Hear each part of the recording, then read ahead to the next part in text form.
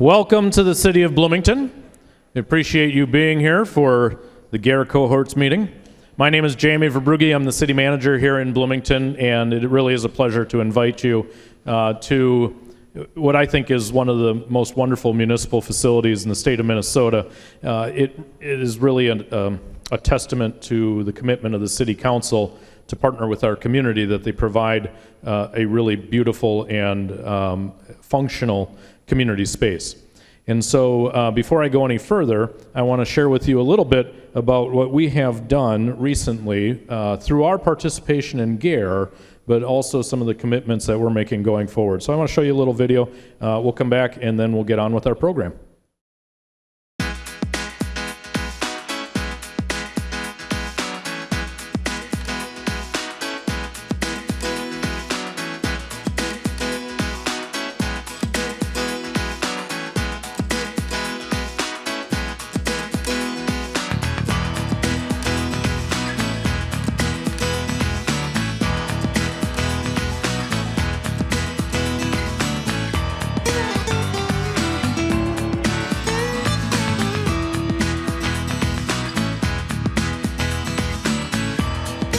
The diversity is coming, and it's coming very quickly, and it's growing quickly.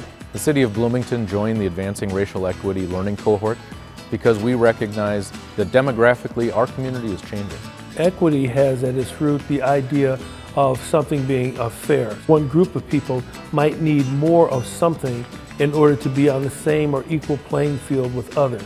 Our City Council has adopted a strategic plan. There are three things that we're going to be doing. The first is we're going to diversify our workforce. As people come to the city for services, it's really important for them to see people serving in the city that look like them, that understand them and can relate to them. The second thing we'd like to do is diversify our advisory commissions and committees to the City Council. I joined the Human Rights Commission because I wanted to make a positive difference in the community. The third thing we're going to do is utilize a racial equity toolkit to evaluate the programs and services that the city offers. So anytime that we are adopting a new program or a new policy, or we're reorienting services that we provide to the community, we want to be sure that we're doing so through the lens of equity. Our staff has responded to opportunities to have open and honest conversation, as we have provided opportunities through a video series and through lunch and learns. Over 80 city staff to date have attended at least one of the video sessions.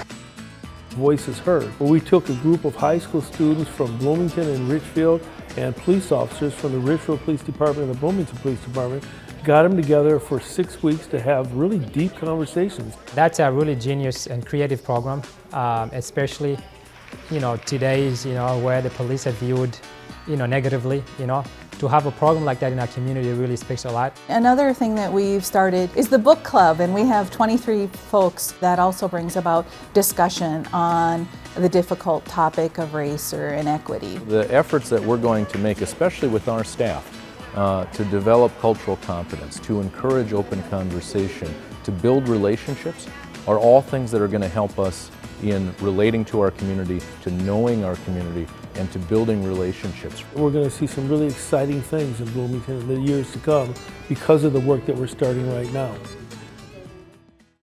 So some of the work that we've done this year, following up on our commitments that we made as part of the GARE process last year, includes a diversity and inclusion in government program, which is really trying to bring awareness and create a space for conversation within our own organization. And so this process is actually driven by a team of employees here at the City of Bloomington. You can see they have a pretty ambitious schedule of the topics that we're going to be discussing this year to try and, again, bring some openness to these issues and make sure that our employees, one, have the opportunity to learn what we're learning, but two, for our employees who have a stake in these things to be able to share that, to share their passion, to share their commitment, and frankly to give people an understanding from their perspective of what it means to walk through some of these things. And then we also, in our community, if I can, there we go, we have created a Bloomington Learn to Lead initiative, where we invited members of our community to come in and learn about the work that we're doing in government and the work that goes on in the community, with the whole intention being to create leaders in our community. And whether that means that they're activating their leadership in the community groups where they volunteer, at their place of worship, at the school, or in the Youth Athletic Association, or maybe it is because they want to engage with the city more directly by getting involved in our commissions, or perhaps maybe becoming politically active, is we want to give people the information and the skills that they need to do that. And so we invited people in and said, we'd like to spend one weekday night a month and one Saturday every month for the next 6 months to give you these skills and to provide this training. And we were hopeful that we would get 20 people who were interested, and we had 45 that applied.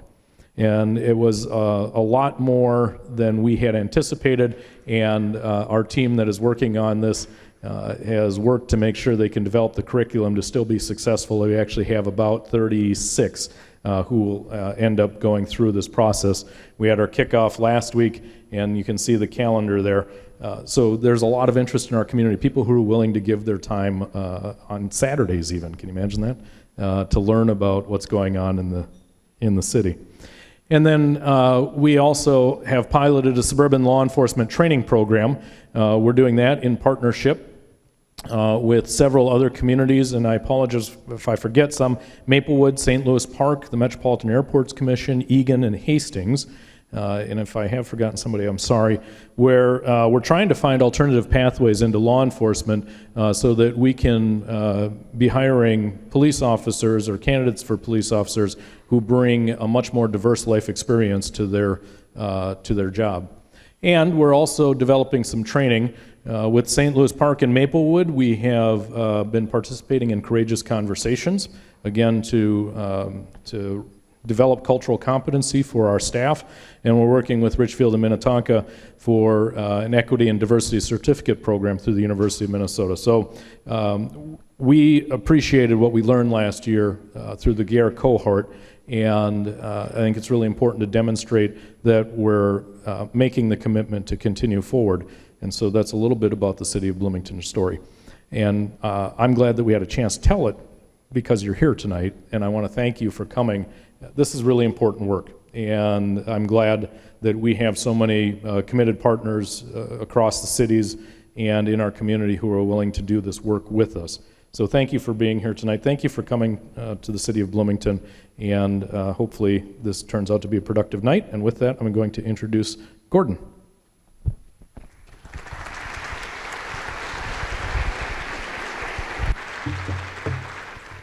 Thank you very much, Jamie. I think many of you probably already know me, but I am Gordon Goodwin, and I am the Midwest Regional Manager for the Government Alliance on Race and Equity. Welcome to our Racial Equity Speaker Series for this evening, and this is really about organizing for power, inside and outside strategies. But as we get ready to get started, just wanted to welcome you here and acknowledge that in our audience today, we have elected officials. Is that right? Raise your hand if you're an elected official. Fantastic. Thank you. Glad that you're here. We have people who are city government employees, of course. City. All right. And we have county employees. County. We have state employees. Fantastic. And we have community members here, right? We also have other jurisdictions like park boards as well as library entities. Is that correct? Great. All right. Anybody here from our nonprofit community? Very broad nonprofit. Thank you. Glad you're here. And faith-based organizations as well. Right. Is there anybody who I left out?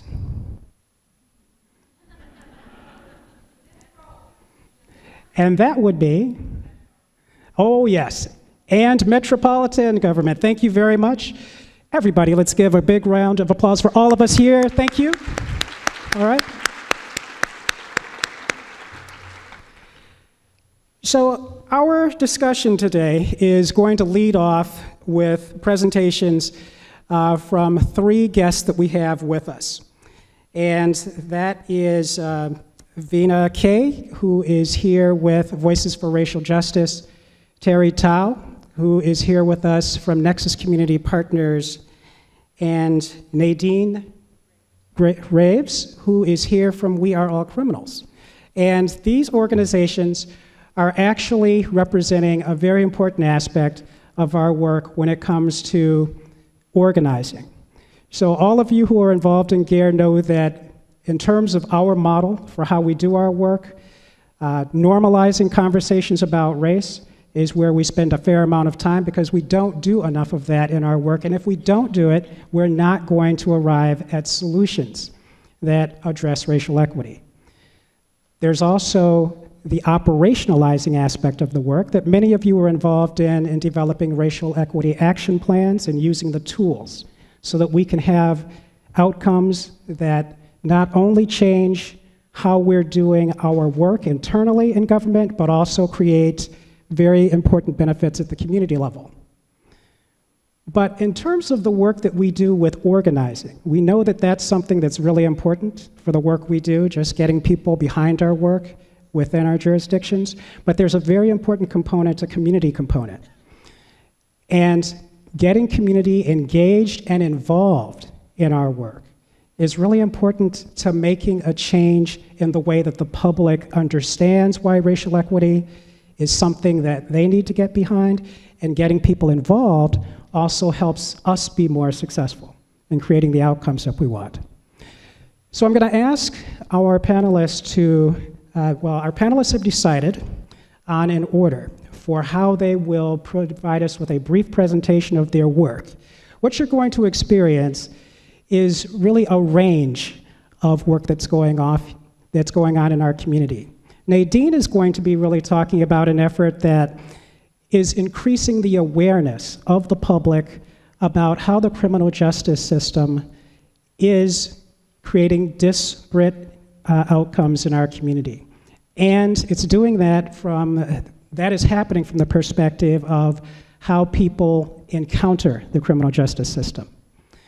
Then we will hear from Vina, who's going to talk about the work that's being done to really create more understanding about how racial equity can be infused into public policy and how the public is involved in doing that, particularly from accountability for racial equity. And then Terry's going to be talking about a range of examples about how this is happening successfully in our community. So without any further ado, I'm going to ask Nadine if you would like to come on up, and I'll get your presentation ready. Good evening, everyone. Thank you for having me this evening. Just a warning, last weekend I graduated from law school and I'm in study mode right now for the bar, so I may be a little tired, but I'm here.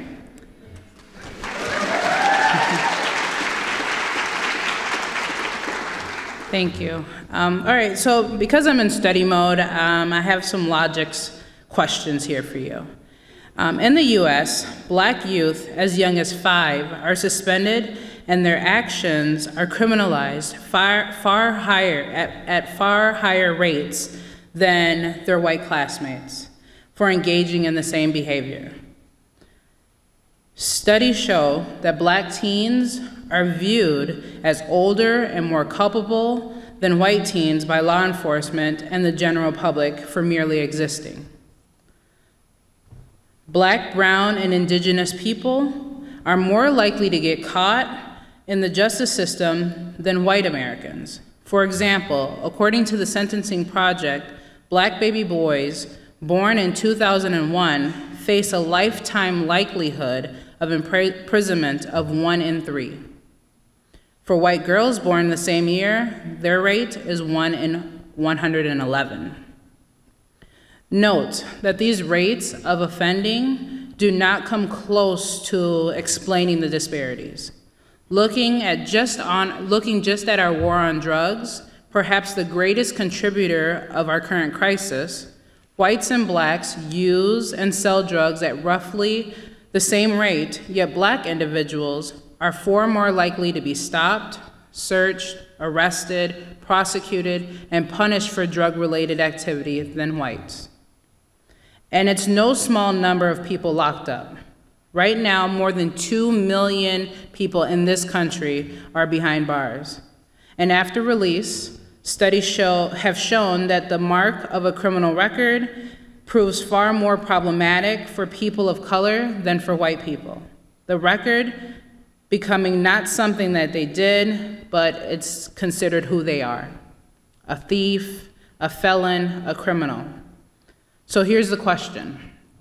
How can the United States be the land of the free when we incarcerate more people per capita than any other nation in the world?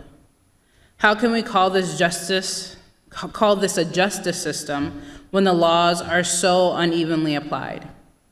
How can we call the American dream one of second chances when not everyone receives a first? Here's another puzzler. Why do we perpetually punish people with criminal records, locking them out of jobs, school, housing, voting, and more when they've paid the fine and done their time? But we pretend that those who don't have a criminal record are saints. You see, 1 in 4 people in the US has a criminal record. But I contend that 4 in 4 have a criminal history. We Are All Criminals ask people, what have you had the luxury to forget? What roles did race play and class play in your ability not to get caught? We've all heard the stories from people who would have not had access to the lives that they now enjoy because they did not get caught. Along with those stories, we take photographs in a way that obscure a participant's identity, but portrays individuality, personality, and even a little humanity. We've heard some stories of offenses that happened decades ago and others a bit more recent. You can find the first 80 of nearly 300 stories on our website, weareallcriminals.org, and even more in our upcoming book. The stories range in severity, from quite serious stories like this student and his aggravated robbery, to relatively harmless, like this gentleman who carried a bottle from one house party to the next, that's an open bottle charge, and he failed to return a library book, that's a petty theft. He now has a contract to work with the Department of Defense, some of the highest security clearance in the nation. If he had been caught, he likely wouldn't have been able to get a job at a gas station.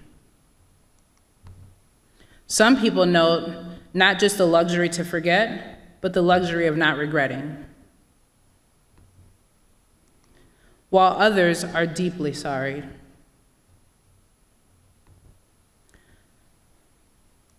Time and time again, people recognize that crime is an event in a life course, not a static characteristic of one's being.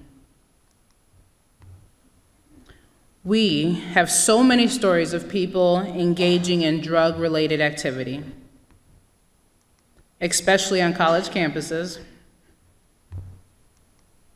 And by the way, for every student or principal or engineer or law enforcement officer, pastor, attorney, I'm not going fast enough yet, pastor, attorney, jailer,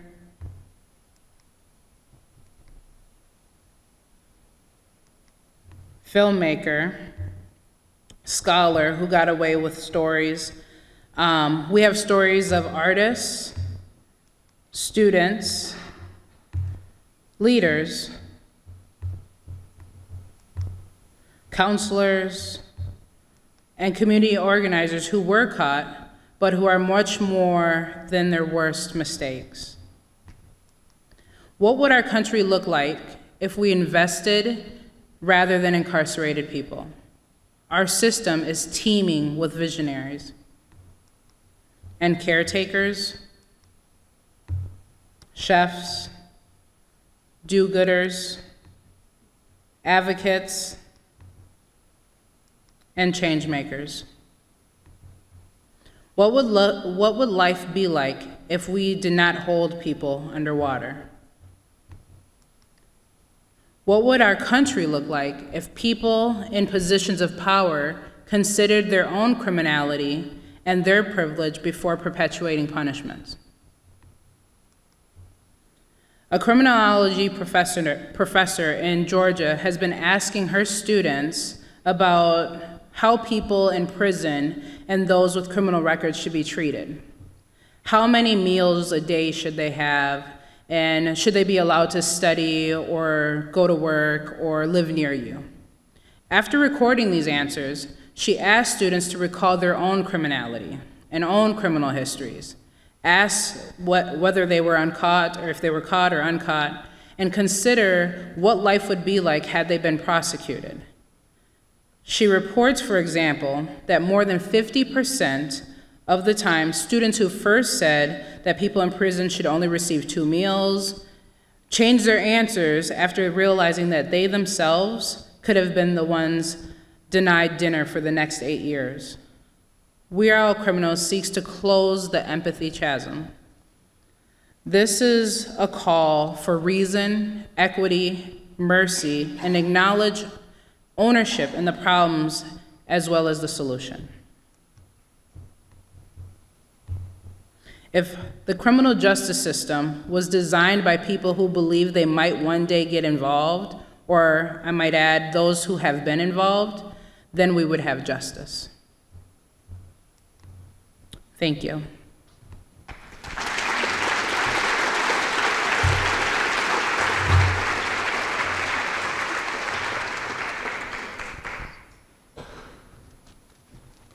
Thank you very much, Nadine. Vina, are you next? Hi, everybody. Good to be here, and thanks for being out here on a beautiful evening. It's really great to be presenting this evening with both Nadine and Terri. Nadine has presented at an event, a prison justice event at Voices for Racial Justice, so it's good to see her again. And Terri is the treasurer of the board at Voices, so just good people here this evening.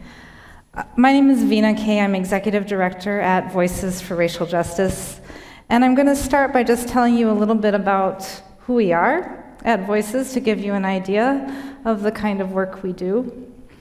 Our organization has been around for 24 years. Some of you may know us by our former name, which was the Organizing Apprenticeship Project, OAP. About 2.5 years ago, we changed our name to Voices for Racial Justice, really to catch up with the work that we were doing. Organizing Apprenticeship Project was a name that was connected to the racial justice organizing that's always been at the core of our work, organizing training, learning the art, the practice of organizing by doing it. So that continues to be the core of our work, building leadership capacity, organizing capacity for racial justice, primarily with communities of color, but with allies as well. That is what we do, it's what we'll always do. But about 10 or 12 years ago, the organization made a really big commitment, a change in its own mission and vision to being very intentionally focused on racial equity and racial justice.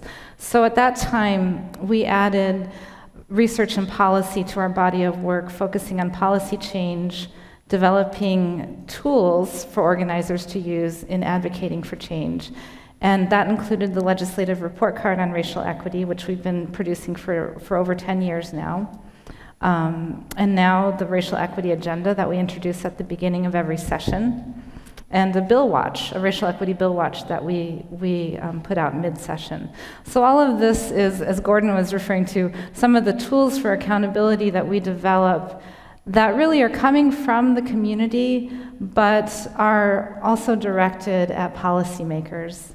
And I think one of the impacts of the legislative report card on racial equity over the years has been to really shift the language, to work with elected leaders in seeing the issues of institutional and structural racism, and the fact that policy change to address racial disparities is actually possible, and that their leadership will be noticed by community groups like ours. So in addition to those research and policy tools, we do what we call strategic convening. This is something that happens all the time at our office on Franklin Avenue in the Seward neighborhood, where we bring multiracial tables together with the goal really of developing the solutions, not only looking at the barriers, the disparities that communities face, but developing the solutions together that are coming from those most impacted by systems of oppression. Sometimes those convenings turn into big campaigns, big work, and that's happened around education equity, it's happened around voting rights, it's happening now around prison justice, the work to end mass incarceration. But what I want to share with you all this evening is what I think of as our inside-outside strategy, what we're here to talk about tonight. And inside-outside strategies have increasingly become something that we think about and we work on at Voices. And that's really for a few reasons. One is, of course, as we all know, there's an urgency in shifting the government, institutions, the business community, all of our communities toward racial equity, because we're seeing disparities impact all of us at the local level, the state level, the federal levels. So there's a real urgency. But what we're also seeing is a shift in government. As community organizers, what we're seeing is that maybe it's somewhat connected to the shift in how we're talking about race and racism, the focus on equity, not just equality, as that slide that was featured earlier shows. Maybe it's that we're seeing the power of communities, that we're seeing the change in demographics, and that we really need to focus on the assets that communities of color, indigenous communities bring to our towns and our cities. But for whatever reason, we are seeing a shift in leadership at the government level, and that's something to pay attention to. That's something that we, as a community organization, needs to work with. And then what we see, what's core to our work at Voices, is the role of community organizing as a key lever for change. So that inside-outside is something that we're holding in balance at an organization like ours. And what I thought I'd do is give you a little example of how that has played out, because it's an ongoing conversation. There's not a recipe or a formula that we can apply to this, but it's work in progress. I would say about a year and a half ago, some park board, Minneapolis Park and Rec Board staff. Are there any people here from the park board tonight? Yeah. We were asked to do some consulting with the park board that was committed to working toward racial equity. And what the park board staff asked of us was that we work with them on a couple of different master plans. One was the RecQuest master plan that's going on now, and the other was the Calhoun Harriet master plan. And the idea was to take a couple of projects and apply a racial equity lens to that work. And let's just see what can happen through that process. So as we were thinking about, one, whether to even accept a consulting relationship with the park board, we as a team at Voices, our board checked in with us as well. We thought about how do we as organizers engage with government in this inside-outside way? How do we do this in a balanced way? And for us, what we decided was we could do that work. We could work with and even be paid to do that work by government if we had a few things that we held kind of sacred, in our work. And that is that we are clear with our government partners that we're community organizers, and that even as we're working with them, we would continue to work push them. I almost said against them, but it's to push them, really, to push them to advance racial equity. So that consulting relationship is a little bit different than you might see in a traditional consulting relationship, in that we would continue to be the organizers on the outside, pushing as we're working with them. That had to be something that we could agree on. And then everything that I would learn through that consulting relationship would also feed our organizing work. So the politics, the dynamics, the decision-making, all of that was coming to us as a community organization, and that decision on the part of the park board to be a part of that transparent process was a real transformative decision, I think, because it meant that they were willing to be open and vulnerable with community in this work, which is hard work. And then at Voices, what we said to ourselves was that if we were to enter into this contracting consulting relationship with government, we would have to have at least as strong an outside strategy as an inside strategy. So we would have to know that our outside organizing was powerful, was ready to show up at park board meetings, was paying attention to the issues as organizers, as community, in order to keep our work with government true. And if we were ever out of balance, that wouldn't be right. It wouldn't feel right to us as an organization. So those were our principles in doing that work. One of the things that came up in the Calhoun-Harriet Master Plan was a desire on the part of some members of the Community Advisory Committee. The Community Advisory Committees are appointed by commissioners and sit at this committee to advance the conversation, to make some decisions and ultimately recommendations to the park board on the master plan. And so some of the members of the CAC, as they're called, for the Calhoun-Harriet Master Plan, wanted to have a deeper conversation about racial equity. They wanted to talk about a few things. One was who wasn't showing up at those lakes, those beautiful lakes in Minneapolis. How was the Dakota history and heritage culture recognized, particularly at what was known as Lake Calhoun? And what could this master plan do to elevate that narrative and that experience? The problem was the CAC process was really, it was a really big process. There was a lot on every agenda. There wasn't a lot of room to have the conversation about racial equity that this group wanted to have. So what I proposed to the staff at the park board was to have a subcommittee, to allow for that conversation to happen among those who are interested, and then to bring back what they discovered and learned and even recommended to the larger CAC. And that's what we did. We formed a racial equity subcommittee. They met several times at our office at Voices. It was a different table than I typically have in my office. It was made up of community members who mostly lived in the areas around those two lakes. Some people of color, but mostly not. And they were there ready to talk about racial equity.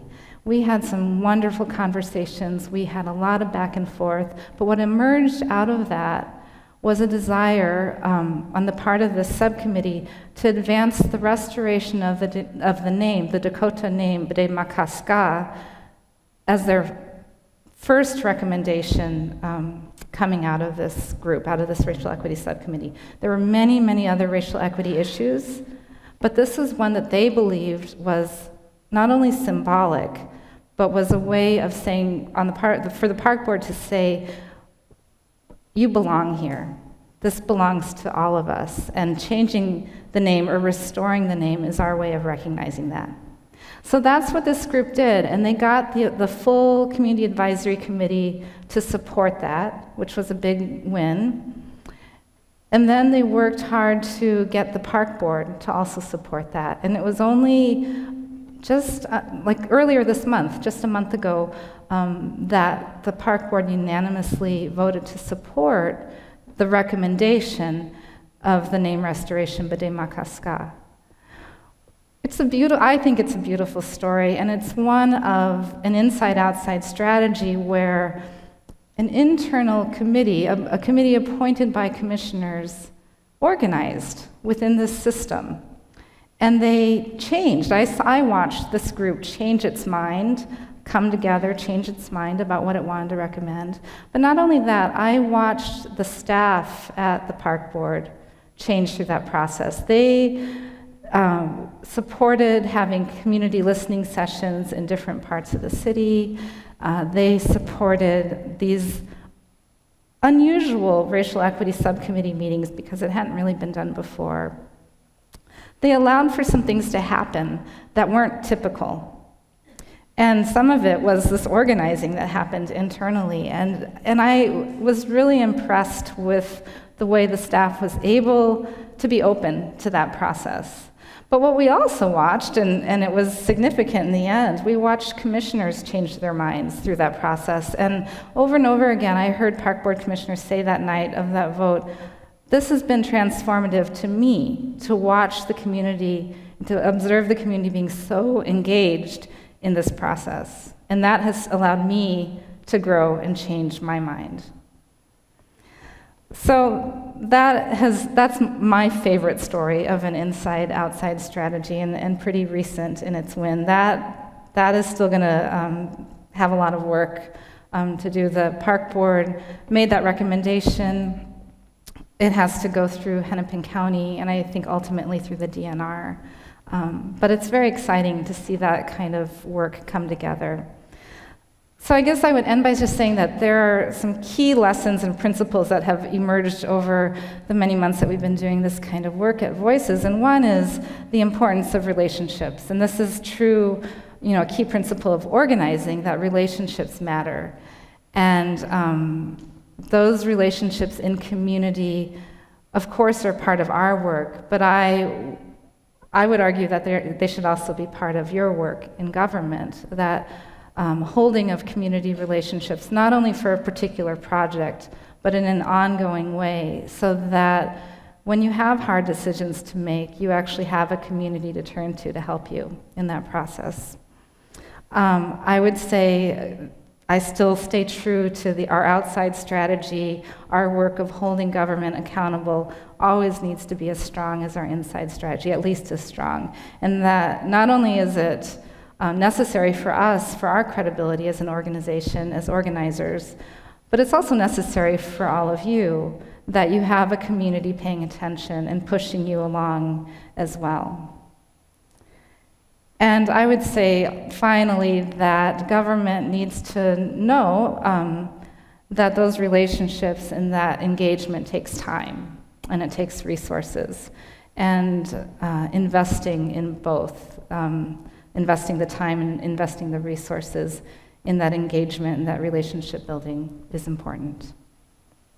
Thanks so much.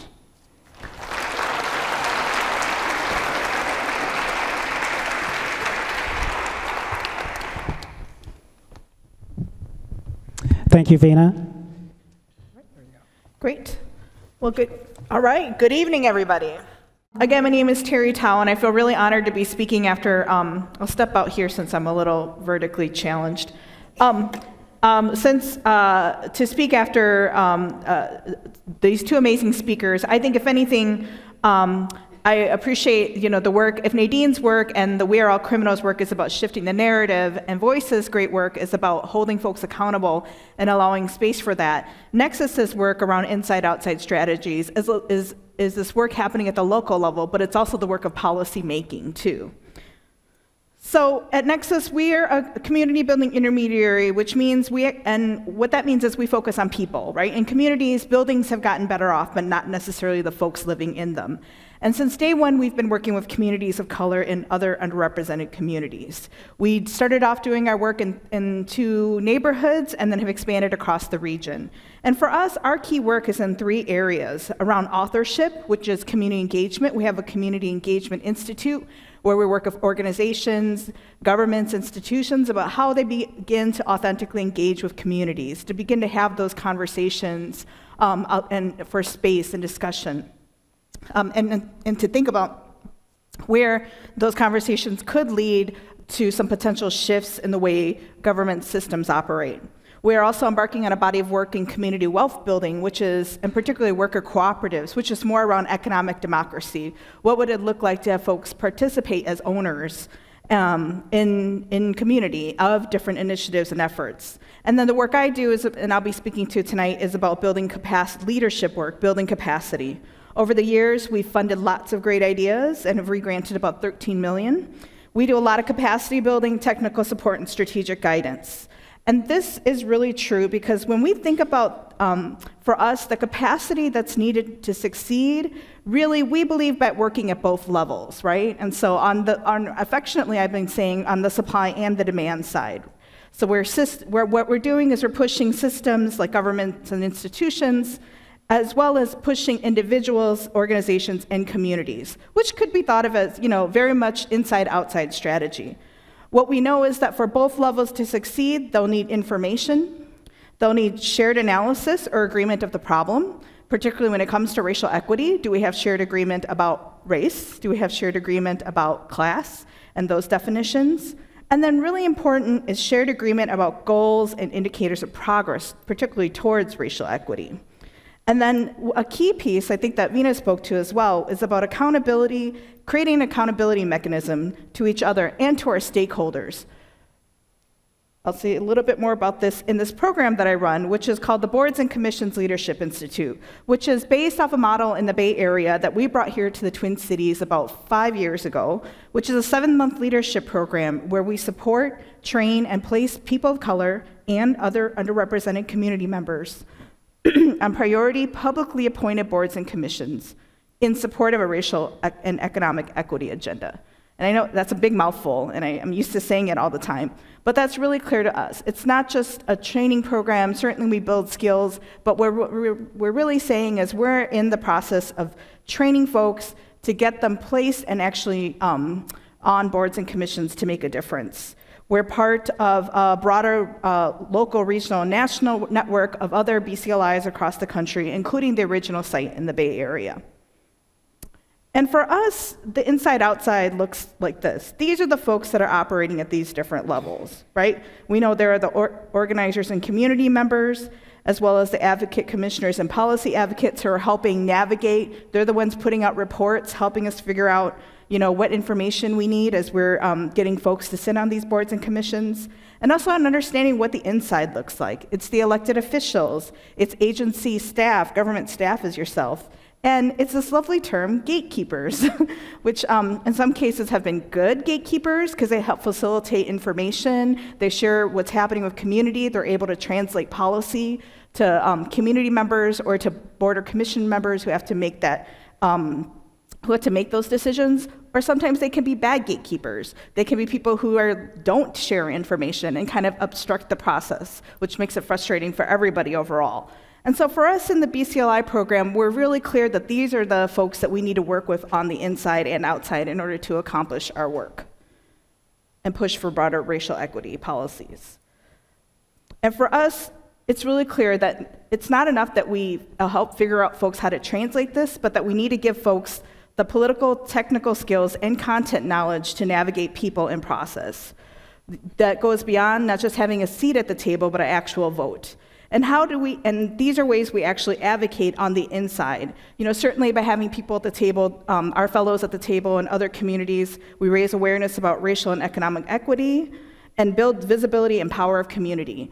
In the program, people are nominated for the program. We're holding them accountable to a broader community. So the earlier slide before about the who we're accountable to as stakeholders, much like you're accountable as city staff to kind of the taxpayers who are paying into the system that's supporting you, community advocates and our fellows at the table are accountable to the community members that they consider themselves a part of and who they feel that they represent when they go to these tables.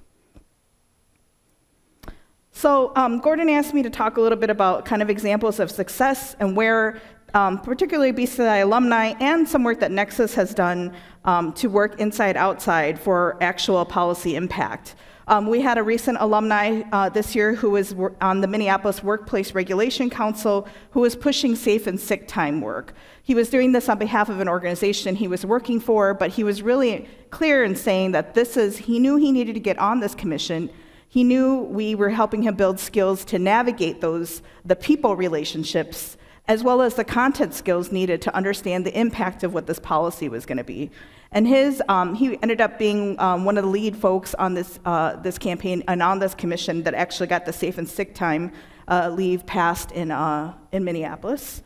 And sometimes what the fellows in our program, sometimes we forget that there's already good policies out there that have been actually the legacy of the civil rights movement and the work that's come before us. And we've had fellows who say, you know what, we have good policies, such as making sure that disadvantaged business enterprises or women-owned enterprises continue to be part of our requirements as we bid out for contracts. And there was an agency that said, well, maybe we should think about, who hadn't thought that who thought they could not just get rid of it, but maybe not comply by it, but remember that these are good policies, and what they do is they help build certainly those businesses' wealth and community. Another example, and the last one I'll leave with you today about success of some of the work we're doing at Nexus on a regional level is working on this Blue Line Coalition, which is an extension of the light rail, it's called the Botno extension. And we've been involved with some station area planning work there. And we've been engaging communities in discussions around what those station areas could look like. And a lot of those community members said, hey, it'd be really great to see particularly an African or a multicultural market. Well, what happens as a result of that engagement? It actually got written into those station area plans.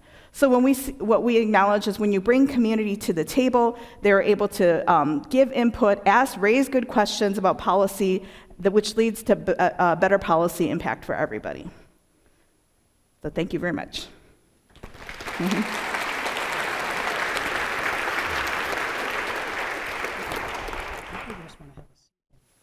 I'm going to ask our panelists to come to the stage and do a few questions from me, and then we're going to actually also have an opportunity for you to be heard.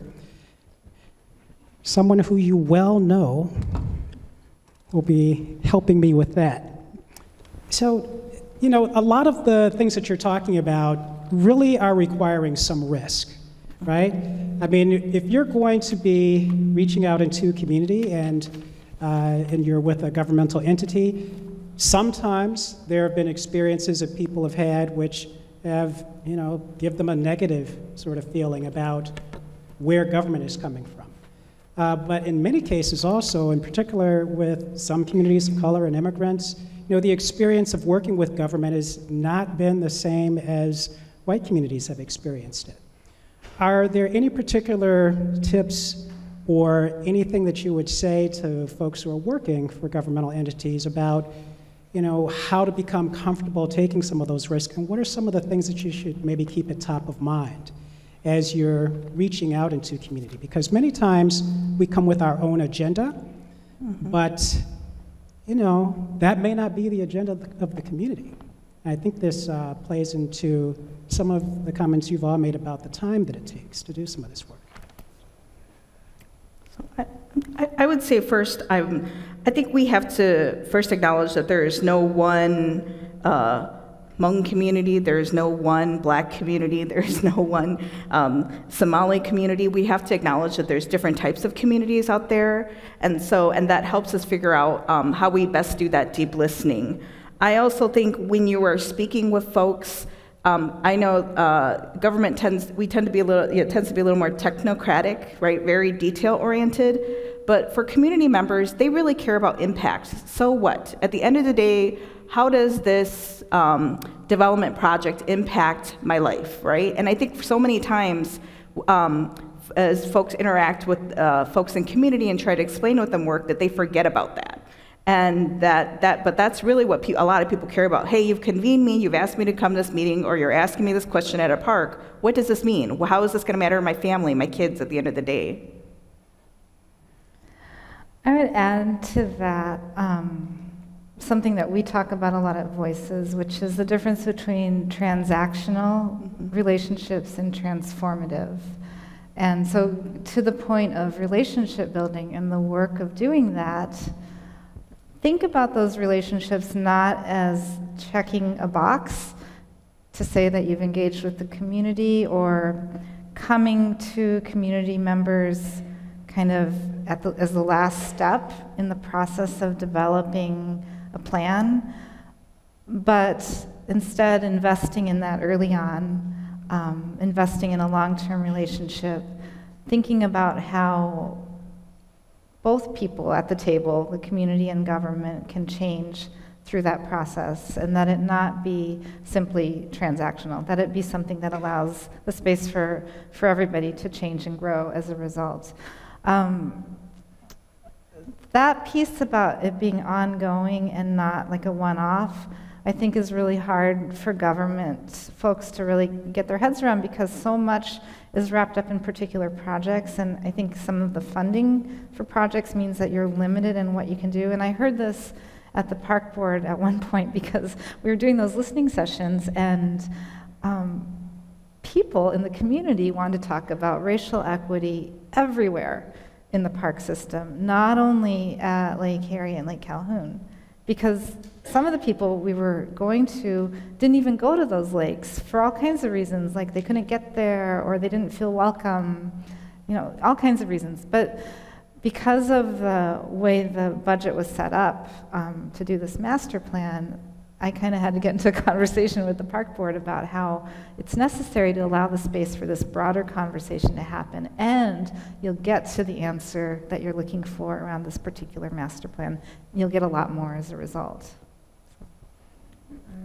From our perspective, we hope that government officials would do some self-examination before they involve themselves with the community. So when they're engaging with the community, not coming in with the approach as if they're better than anyone, but that they are no different than the members in the community. And specifically within the criminal justice system, if you can see, we've noticed where if an officer can identify with whomever he's arresting or engaging with, whomever he or she is engaging with, the outcome is a lot different. Sometimes there's second chances, there's grace that's administered and offered.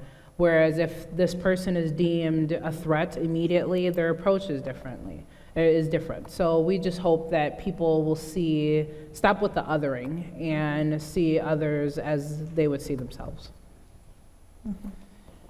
Let's explore just another dynamic of this, right? Because it's everything that you all have said, I think, is we could all take something away from that in terms of the level of investment that's needed, and empathy in particular, I think, is something that maybe needs to be a hallmark for all of our work.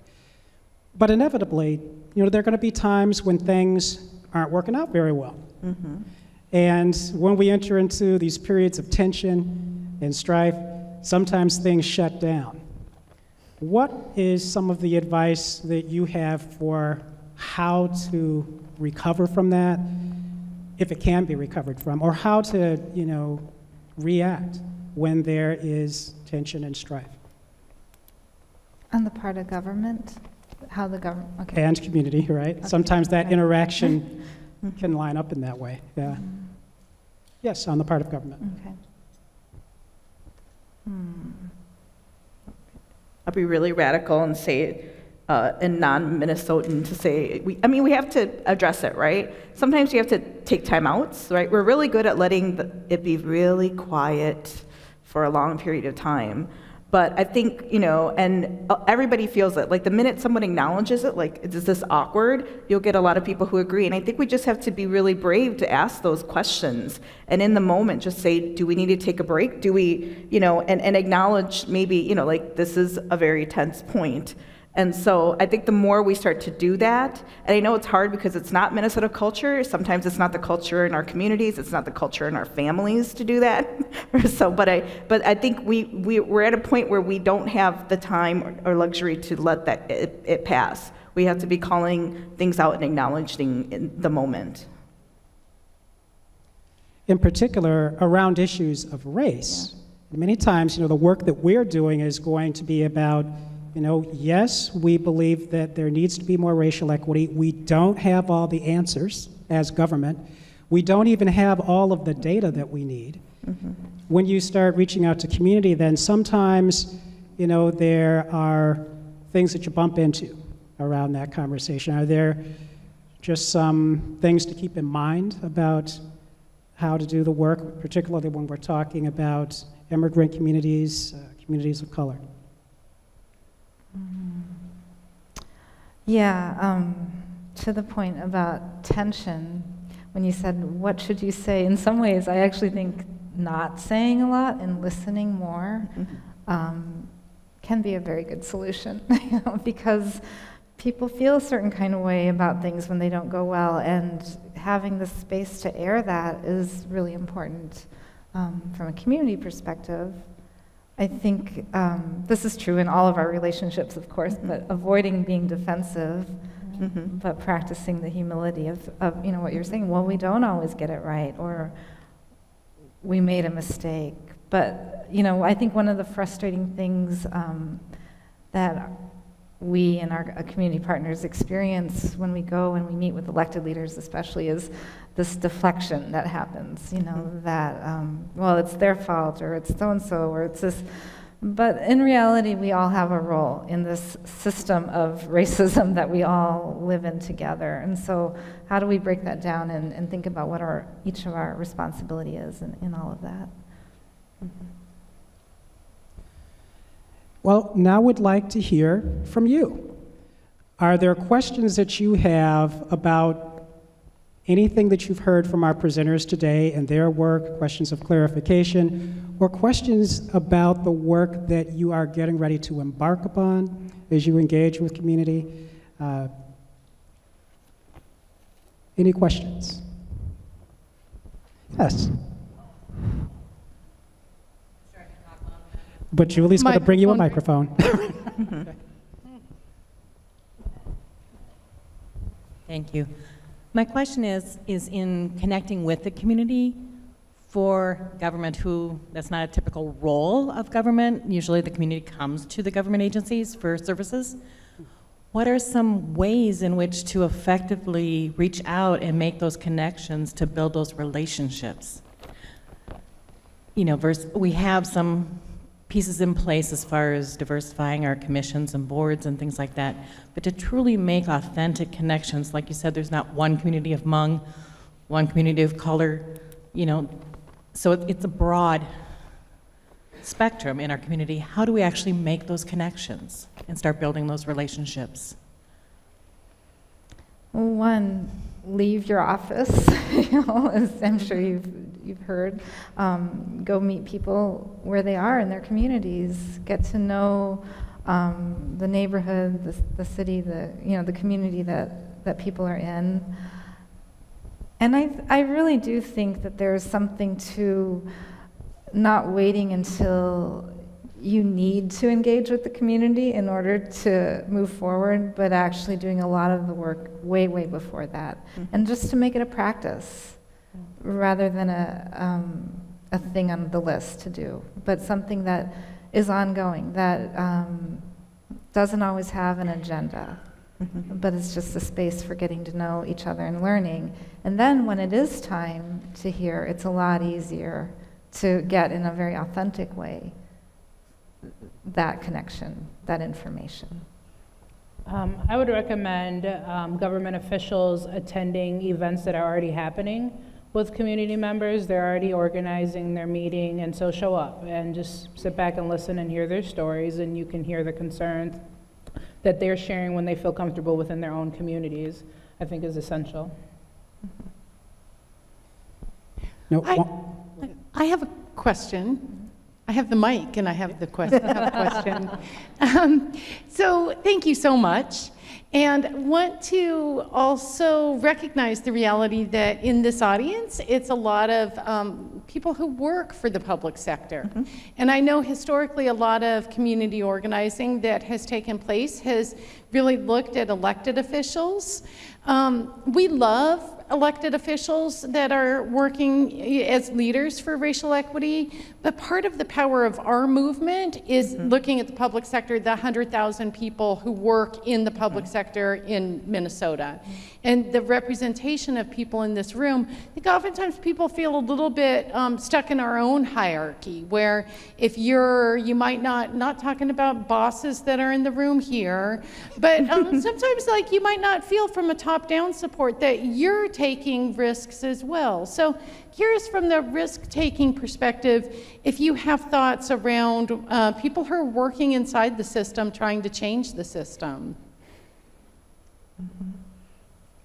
I feel like there's a lot more folks in that pool, and so find your community, right? Find the other communities of practice, right? You're here because not just because of being part of GARE, but through even having a platform like being part of the Government Alliance for Race and Equity allows you to meet similar like-minded people, because it's going to feel pretty insular. That's the quickest way to burn out if you feel like you're the only advocate who's that good gatekeeper inside trying to work the system on behalf of change, because it gets very lonely. So I would say first, find your people, find who is going to be collaboration, and then and then to strategize together, right? To plot and plan together, because that's going to be helpful in helping move and shift.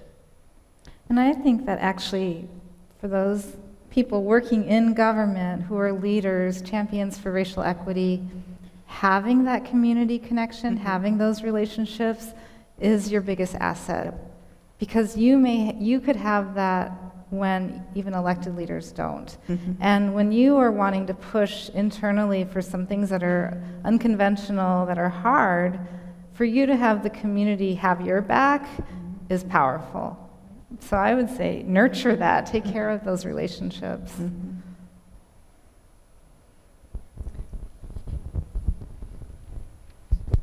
I was curious, Vina used this language, but I'm curious about what all of you think about it. The difference between transactional versus transformational engagement, and I wanted to hear more about that, and what you think the differences are between those two, and how do you know when you're doing it? So I have an example of that. So I sit on the City of St. Paul's Planning Commission. I've been a member for several years now. And a transactional piece is when we would develop a plan, right? We've got this plan, and we're going to go out and see if the neighbors like it. A transformational relationship is going to the neighbors and saying, what do you envision what the site could be? What do you think, what are your hopes and dreams for what this empty plot of land could be like? And when you start with possibility, you go a long way, as opposed to sign off on this plan. We're going to build this, light rail through your community, and by the way, it's happening, and we'd love to have your support. Sign off on this letter.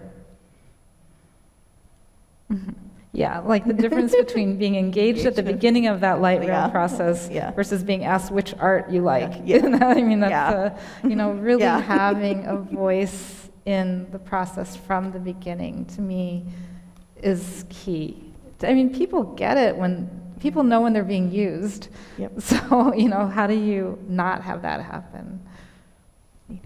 It's interesting that this has become quite a big topic, just in terms of participant-oriented design, community-oriented design. I know some of you are aware that Stanford University has become quite popular because they've been really focusing on how you involve, first of all, empathy into the design process, but also the end user, even as you're even thinking about things. So hopefully that's something that we can catch on with our government work as well. I think it already happens in several areas, but certainly a principle to maybe imitate. So, yes. Hi, could you give us any examples of maybe how you evaluate your community engagement efforts or measures of success? That's an ongoing conversation at Voices, because as a nonprofit organization, we receive funding from foundations, and always as a part of that is sort of an evaluation plan. And more, I'm seeing that we're getting the opportunity to define our own method of evaluation, and that's good. And in our, from our point of view, it should come from the community. How did our partners feel about the process? What was the experience for them? How was it going back to that transformative versus transactional relationship? So it might not be, did you win this policy change? Did you get this many people to show up at this meeting? Those are kind of typical evaluation questions, but it might be, how connected do you feel to your government your local government now? How likely are you to show up, at your school parent-teacher conference or at a school board meeting? That kind of question, because that's about ongoing engagement and not about just a policy win, a one-time thing. Yeah. For us, we gauge that through the stories that we receive. And so we'll have individuals who are, for instance, an employer now is willing to hire individuals with criminal records because he realizes he, blew up a pipe bomb or something at one point in time and didn't get caught for it. And so he's able to empathize with other individuals who have criminal records. Or you have landlords now that will give people opportunities to live in their housing, and so that way we're able to engage and see the transformative component that's coming in when individuals see themselves as the people that they've been locking out. One nice piece too. And absolutely, the process itself is an outcome. So I think people fail to, or don't want to acknowledge that, or feel like it's this, loosey-goosey, but it's called qualitative evaluation. It's a field of study.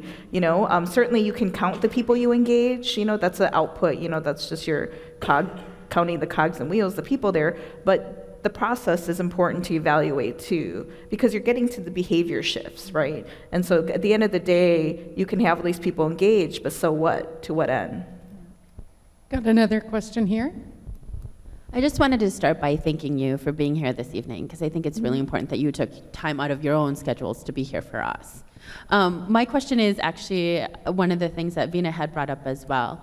As we're here and we're invested in the process of making sure there's racial equity in our organizations, we are in some ways some agitators. And as we build relationships, which we know are really important, one of the challenges that can come is, particularly for community organizations that may be very critical of how government is, how do you balance having a really strong relationship, being able to shift us as organizations, but on our end, knowing that the organizations will still be critical of us, right? How do you maintain that instead of, because I think sometimes what's happened is in bringing some suggestions, the response is, well, they're just gonna tell us we're doing everything wrong. And that's not a good place to start that foundation in that relationship. So any thoughts on that? Yeah, it goes back to that openness, that humility. I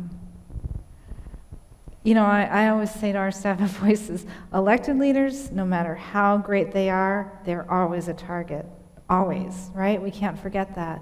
But staff people working in government, those are all our potential partners in this work.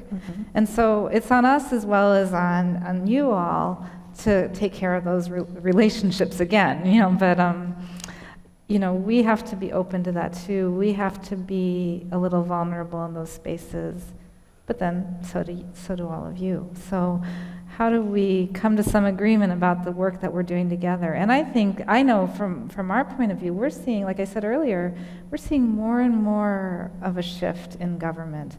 We're seeing internal champions who are really working hard, who are committed to doing the work, and they're staying in the system that isn't always nurturing, isn't always taking care of that vision, but they're doing it because they have that vision, and it's so strong that they're willing to stick in it and fight for it.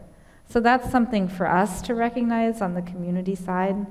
That's something that we need to pay attention to and take care of as well. I don't think we should fear the criticism. I think we should use that as maybe the highest bar we achieve, right? And so quite honestly, we all have that person in our life who's never really happy, who's always critical of us. But we at some point, though, it always lingers in the back of our mind. And we always have to think of those organizations that are always pushing us as the bar that we try to strive our work towards. I think we need to flip that as opposed to thinking it as criticism. We have to think of it as, maybe that's a goal we try to strive for, right? And so, because if they're repeating the message over and over again, they clearly have a point to make and something to say. I feel like we've been giving some bias to the front here. Anyone in the back here looking for the microphone? Thank you. No, please do. That's okay. So, I would come back to a point that was raised earlier about preparing oneself for the work. And I was just curious if there are particular resources, readings, other places locally here in Minnesota that you could steer us to step forward on that.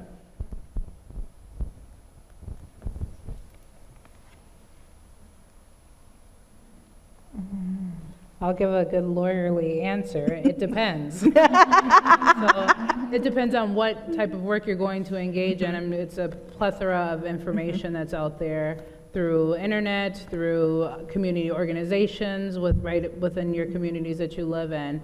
Like I mentioned earlier, if you're trying to tap into a certain immigrant population, they more than likely have an association that they already currently meet.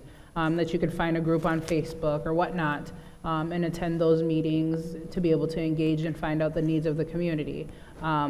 Also maybe organizing community events right within your various cities to engage, to have people from the community come out and just say, hey, we're having a block party, and that's how you get to meet your neighbors and whatnot.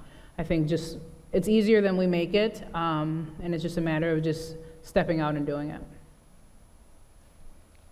Earlier when I said find your people, I mean, it's a very kind of, I think sometimes it's a college education bias where we have to go to the research and then come back. People are our greatest resources. Form a community of practice, form a lunch group that just says, hey, what are we learning about this, right? I appreciated the city manager of Bloomington who said we have these lunch and learns. Yeah, real casual settings.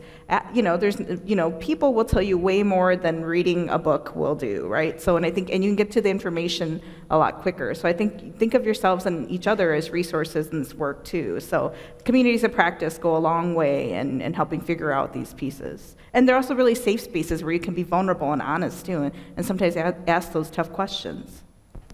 Yeah, I agree with both of you on that. Start in the community. But I would recommend one article that I have been, it's an old article, it's from the early 2000s. I probably have a copy in my bag, but it says, if you Google white supremacy culture, I think you'll find this article. And I have been sending it out to everybody lately because I see it in us at Voices for Racial Justice, which I always think of as our great experiment at Voices. Our racial justice organization, we're all people of color in our organization, and multiracial, multicultural, and we're always bumping into each other, and there's just a lot to work through. But this article, when I read it, I see even us, all people of color, are practicing white supremacy culture all the time. And that's the power of culture, that it just sits on top of all of us. And when I say to somebody, we've got to meet this deadline, we have this funder coming and we've got to do this, this, and this, I'm creating a sense of urgency, but am I stepping back and looking at, well, why? Why am I doing that? And what is the trauma that I am continuing to place on all of us by this kind of false sense of urgency? So it raises questions like that, but what I love about the article is that it lays out the problem, but it also gives you some solutions, some things that you can be doing to shift your practice, which I am literally pulling that article out almost every day. And then for individuals who are more introverted and maybe stepping out might not be your initial plan, there's books like The New Jim Crow is a great book, Between the World and Me is another great book, Just Mercy is another great book that you can read and be able to get another vantage point of some of the, as far as for my vantage point from the criminal justice system. All soon to appear on the GARE suggested reading list. Yeah. I'd just like to say, we do have another question here. Let's take that. Do you mind passing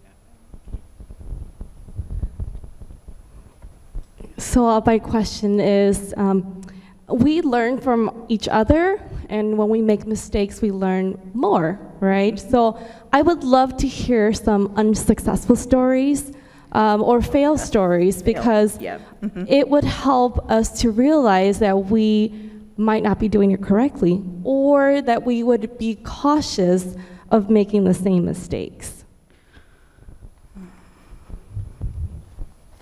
Names can be withheld. Yeah, I'm thinking, because there are kind of a lot of those, actually. Yeah.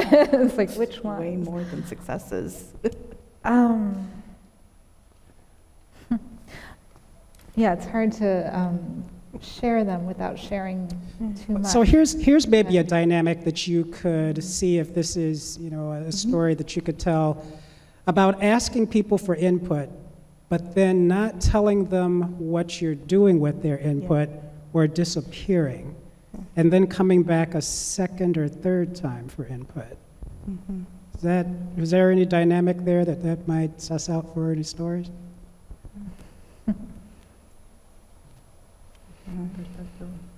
I think that's the story, right? I think so many. I mean, really, there's been a lot of times, and especially in the history of particularly my experience in planning and doing work with community members, is we will take, and extract, and no one follows up, and then we'll be back, and it never. So people really, you know, they feel used, right? People feel disillusioned, and they feel like they don't trust the process or trust the system, and so it's very, very common. So I think a failure is that you sometimes you walk into situations knowing that, right? Like, okay, this is going to be a challenge. How will we approach this? You know, and sometimes you'll just get the people who are like, no, shut you down. But I feel like when you're a little more vulnerable and you're just a little more honest, like, I would really like to figure this out. And I feel sometimes people will meet you halfway, but I think you walk into many situations when you engage community members because they have been traumatized and triggered by being used all the time. Yeah, I think this story kind of goes to the importance of finding self-interest, you know, in anybody. You know, and this is work that, is there anybody here who works with the Department of Corrections, the State Department? Okay, so we have worked quite a bit with the Department of Corrections, and at one point, this was a few years ago, we were working with a particular prison staff to bring an event inside the prison, and really did work with the staff, of course, because you can't do that without working with the staff. But the way we got to it was we worked with the program director at this prison.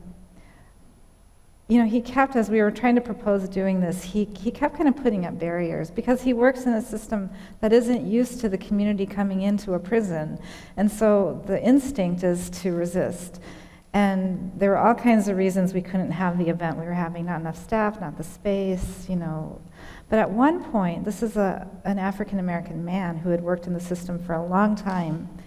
At one point, for some reason, he said to me in a room with a couple other people, both of whom were incarcerated in this room, he said, I don't understand how this system can do its work well when it really doesn't understand, you know, the people who work in the system are not connected to the community that's in this system. We are not connected to the people that we serve. And he was frustrated by that as a black man. And I looked at him and I thought, this is the moment. This is his self-interest. He has a voice as somebody who has worked inside prisons his whole career, and his voice hasn't been heard. And then I was able to say to him, you know, wouldn't it be great for all of us in the community to hear from you as well as from the people in prison? You know, that you have a story too, an experience with this system of incarceration weighs on all of us, including you. And it changed everything. Like all of a sudden we were working together and everything was going to happen. But for me, it was the learning of needing to find that self-interest. You know, what is it? What's in it for me? Why should I be doing this work? And he needed, just like any of us, he needed to be heard. He needed to have a voice in this process. Any other questions? Yes. Just a quick one. As we bring the program to a close, and Nadine, I'm really proud of you. I have to say this and embarrass you in front of everybody. Congratulations. Thank you. Thank you so much, all three of you. This is hard work. So my question for you is, how do you stay inspired? If you can just say a few words about how you keep it going every day, understanding the weight of it all and the successes and the failures. Thank you. Well, for me personally, I have 2 boys, and so I have to do my part to ensure a better society and community for them that they grow in as, you know, boys of color.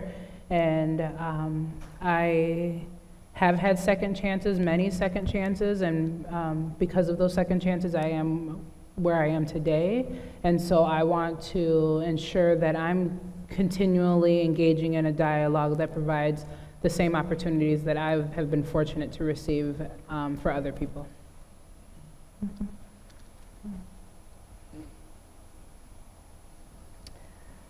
I too have 2 sons, so that definitely plays into my work, my motivation, but increasingly, you know, going back to Terry's mention of process, and that is the process can be a success.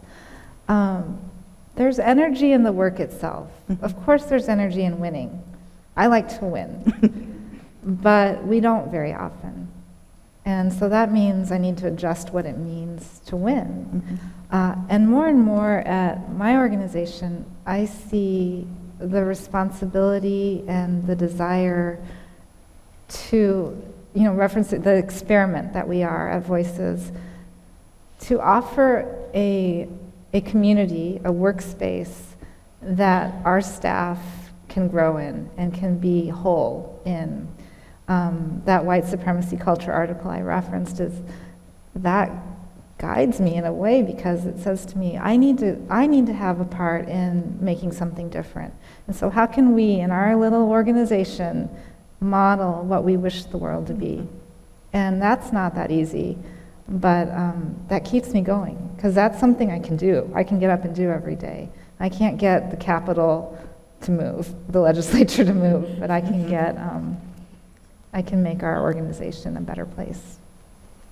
And for me, it's really just, you know, thinking, I too have children, so you think about the future, but I think about the past and the ancestors and my grandmother and the people who were like, we were war-torn refugees, indigenous people who lived in the hills, didn't know nothing about, you know, modern electricity, running water, society like that. To think like, and there's another, I think an indigenous elders quote who says, we are the, you know, the best imagination, or our survival is so critical. Our ancestors would have never imagined this for us. So that always humbles me in my work. But internet memes are pretty cool too, so. I mean, every day, Chai and my colleagues here, we're watching pretty awesome ones, and so we read pretty cool ones, because, you know, we need to have the humor, right? So, yeah. Well, Terri, Nadine, and Vina, we want to thank you very, very much for sharing your stories with us. Good job. I want to thank you, because we didn't plan that, in terms of you having that nice summation question. Thank you very much for all of you, for all of the questions.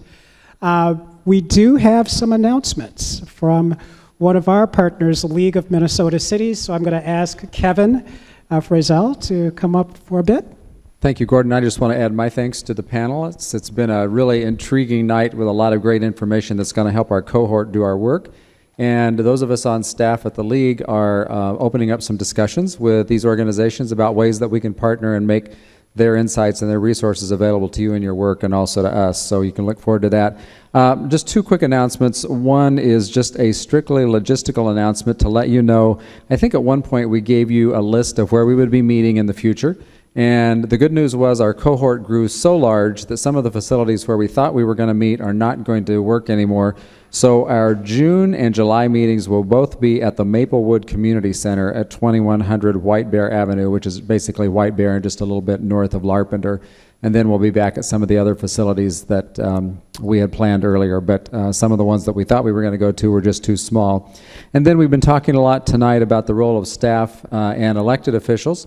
And we wanted to let you know that as a part of its commitment to the race equity work, the League is actually supporting the formation of an elected officials community of practice. where they can come together and have a chance to build their own relationships across jurisdictions, and their skill building and their insights about how to be supportive of a racial equity agenda. My colleague Rachel Walker, right back there, Rachel, if you, she has some small flyers. We put this curriculum together in connection with Gordon. He's going to be our instructor on all of this and help us run these sessions. The first happens June 29th, and then they'll be meeting the fourth Thursday of each month for 4 months in a row, and potentially a couple more after that. We're going to try to hold it down to no more than 50 elected officials in this initial group, and we already have quite a few of them engaged.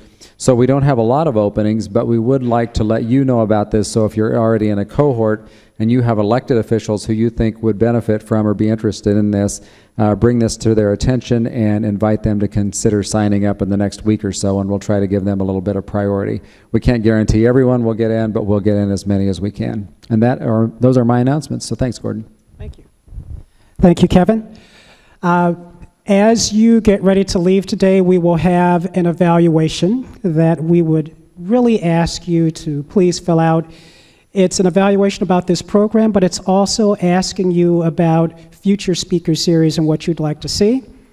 We have a big 3-day weekend coming up. We want everybody to be safe and happy, so we can see you back for our next GARE gathering. Julie, any announcements from you? Thank you very much, and we're glad you could make it tonight.